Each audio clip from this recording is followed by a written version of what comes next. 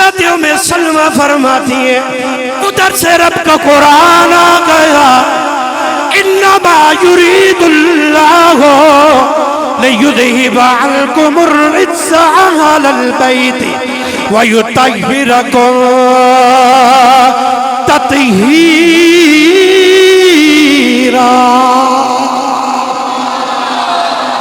میرے رب کا قرآن آ گیا اے نبی کے گھر والوں، رب العالمین چاہتا ہے تمہیں پاک کر دے اور ایسا پاک کر دے جیسا پاک کرنے کا حق ہوتا ہے۔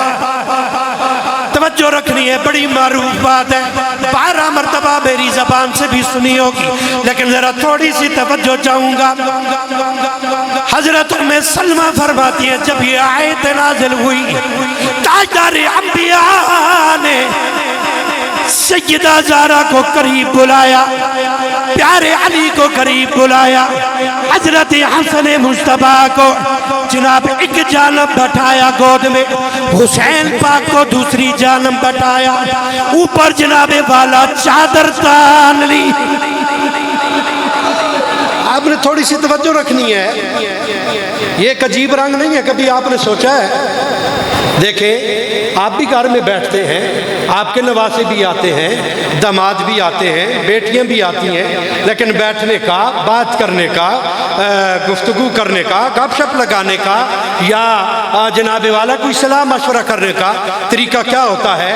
ایک صوفے پہ ابو بیٹھے ہیں، دوسرے صوفے پہ بیٹی بیٹھی ہے، تیسرے صوفے پہ داماد بیٹھا ہے، چوتھی کرسی پہ نواسے بیٹھے ہیں، اسی طرح ہوتا ہے وہ بھائی، اسی طرح ہوتا ہے۔ لیکن یہاں عجیب رنگ ہے، یہاں عجیب رنگ ہے۔ اے میرے نبی کا کلمہ پڑھنے والے ذرا بات پہ غور کرنا، عجیب رنگ ہے۔ سیدہ زہرا قریب، مولا علی قریب، حسن و حسین قریب، بلکہ ایک روایت کے الفاظ یہ ہیں پہلے نبی نے سیدہ زہرا کو چوما، پھر میرے نبی نے مولا علی کو چوما، پھر میرے نبی نے حسن پاک کو چوما، پھر میرے نبی نے حسین پاک کو چوما، چوم کر میرے نبی نے اوپر چادر ڈال لی۔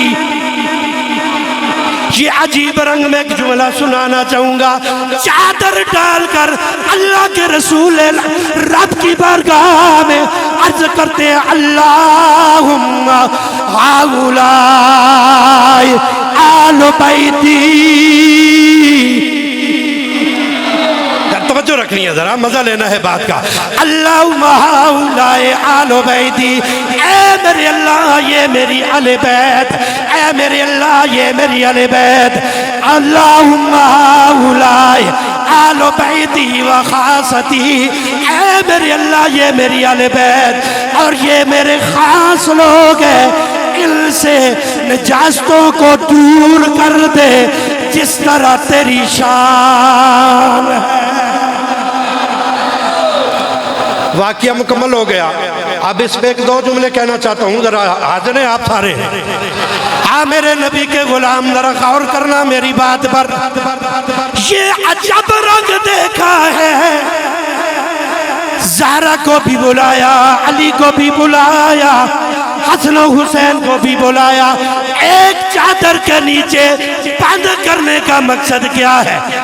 میرے نبی کے غلام اہل محبت نے بڑے مزے کا جملہ کہہ دیا، اگر جناب والا تاجدار انبیاء ادھر بیٹھے ہوتے، سیدہ ادھر ہوتی، علی ادھر ہوتے، حسن ادھر ہوتے، حسین ادھر ہوتے، کوئی بندہ دیکھتا کہتا الگ الگ الگ الگ 5 تن بیٹھے ہیں۔ میرے نبی نے جمع کر کے چادر ڈال کے دنیا والوں کو بتا دیا، لوگوں سمجھ لو کالم تو 5 ہے لیکن جان ایک ہے۔ کالم تو 5 ہے جان ایک ہے، کالم تو 5 ہے مگر زبان ایک ہے۔ کالم 5 ہے جان ایک، کالم 5 زبان ایک، تاکہ قیامت تک لوگوں کو پتہ چل جائے جب علی بولے گا یہ نہ سمجھنا علی بول رہا ہے بلکہ علی کی زبان سے رب کا یار بول رہا ہے۔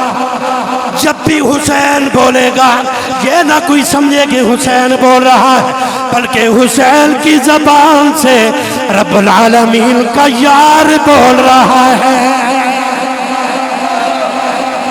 اب یہاں پر یہ تو بات ہو گئی مکمل۔ یہ حدیث لکھنے کے بعد ایک سید نے بڑے کمال کا جملہ لکھا۔ آپ اگر حاضر ہیں تو میں جملہ سناؤں۔ سید بھی کوئی عام سید نہیں، وہ سید ہے جسے کملی والا سید کہے۔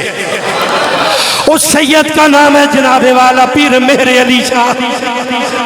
باواجی بلند سبحان اللہ۔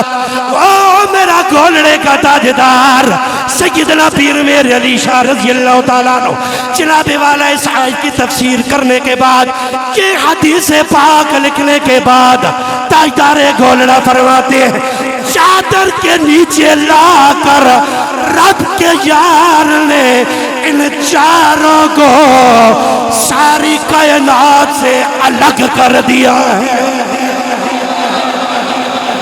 ساری کائنات سے الگ کر دیا ہے۔ ان پر کسی کو قیاس نہ کر اور ان کو کسی پر قیاس نہ کر۔ کیوں کہ سب تو عالی شان گرانا حیدر دا